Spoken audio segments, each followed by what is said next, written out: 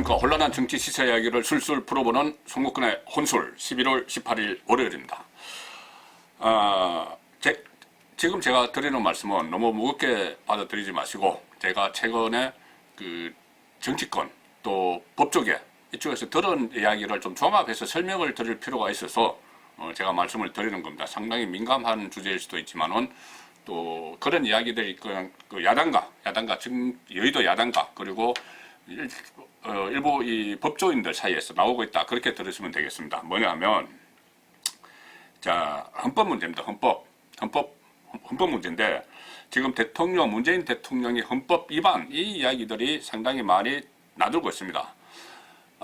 그제 토요일에 광화문 광장에서 또 문재인 정권을 규탄하는 대규모 집회가 열렸죠. 거기서 또 새로운 구호가 등장을 했습니다. 뭐냐면은, 문재인 대통령이 헌법을 위반했다.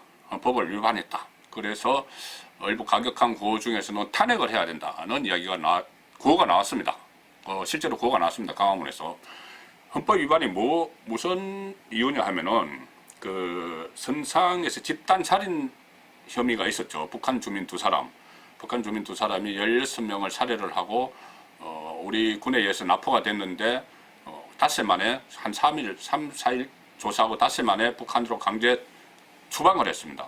강제 추방을 했는데, 그것이 지금 상황에서 보면은 국방부 장관도 몰랐고 통일부 장관도 잘 몰랐던 것 같고, 그 JSA 그 대대장이 그 청와대 국가안보실 1차장에게 그 문자 메시지로 직보를 하고, 이런 상황을 보면은 지금 청와대가 다 결정을 했다는 거죠. 청와대가 결정을 했으면 그것은 곧 문재인 대통령이 결정을 했다는 이야기인데, 그것이 헌법 위반이라는 이야기입니다. 상당수 법조인들이 그렇게 이야기를 하고 있습니다. 그저께 구호도 나왔고, 뭐냐면은 헌법상 북한의 주민도 대한민국 국민입니다.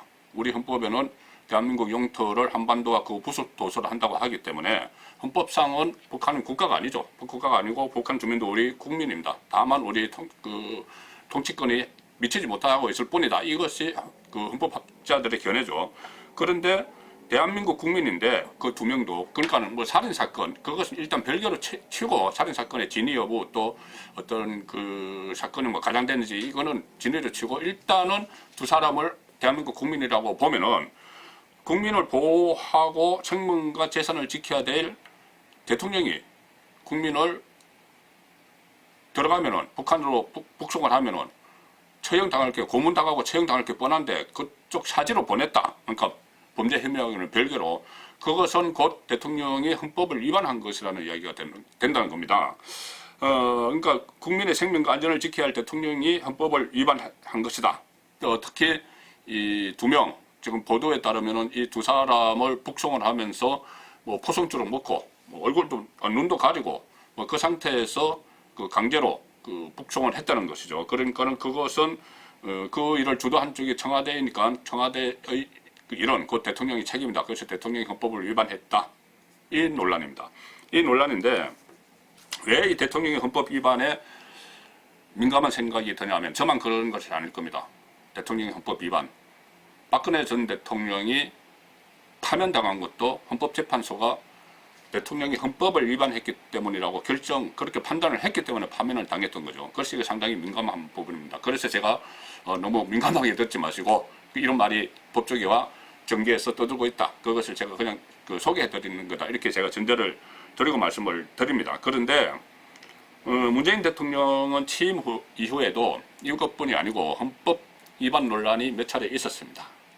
물론 그 직전에 박근혜 전 대통령이 헌법 위반 때문에 파면을 당했기 때문에 보수 우파 진영에서 헌법 위반 시비가 있다고 문제를 제기하는 거죠.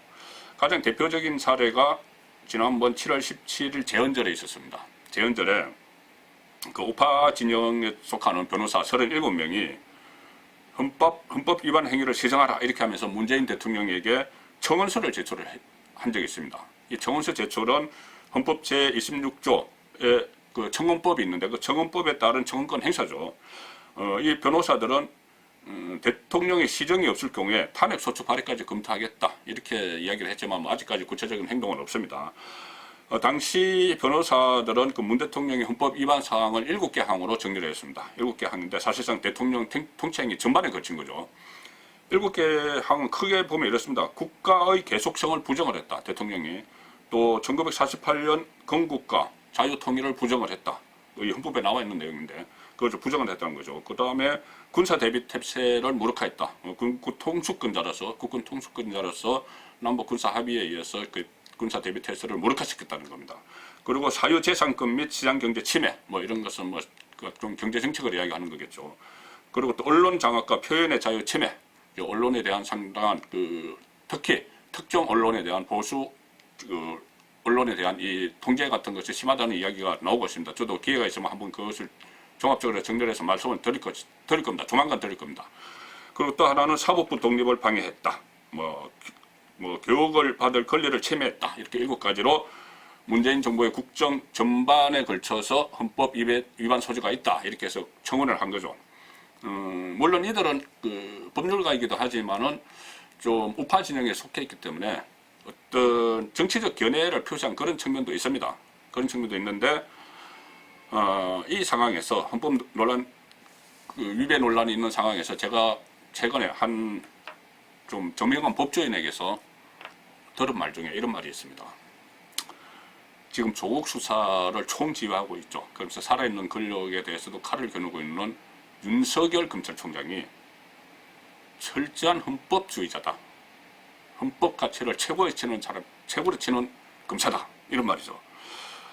뭐냐면은, 이 조국 사태 수사 과정에서 본인이 검찰의 간부들을 좀 만나본 모양입니다. 그러니까 조국 사태 수사 과정에서 수사를 지휘하는 검찰들과 만나서 계속 강조하는 말이 검사들과 대화를 할 때 헌법 정신, 헌법 가치에 따라서 수사를 하면 된다. 이렇게 이야기를 계속 한다는 겁니다. 조국 수사팀에도 그렇고 헌법 정신. 그런데 제가 찾아보니까 실제로 윤석열 총장이 자기가 헌법주의자라고 토로를 한 그 기록이 있습니다.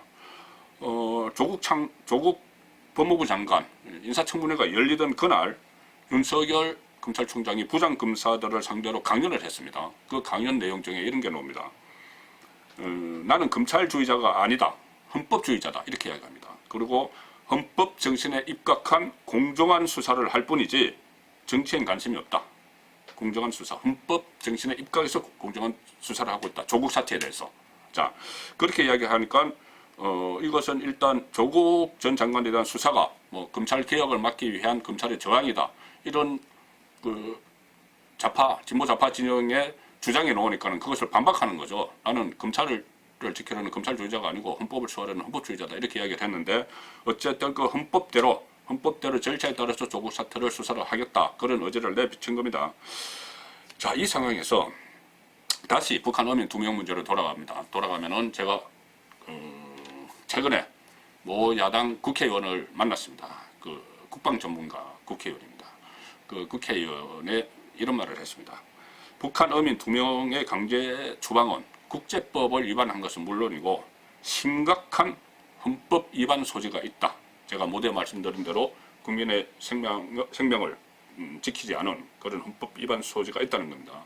그래서 본인 생각에 야당 국회의원 생각에는 이 문제를 앞으로 한국당이 적극적으로 짚어야 되고 그리고 그 방법을 찾기 위해서 본인도 여러 명의 법률가들과 만나고 있다.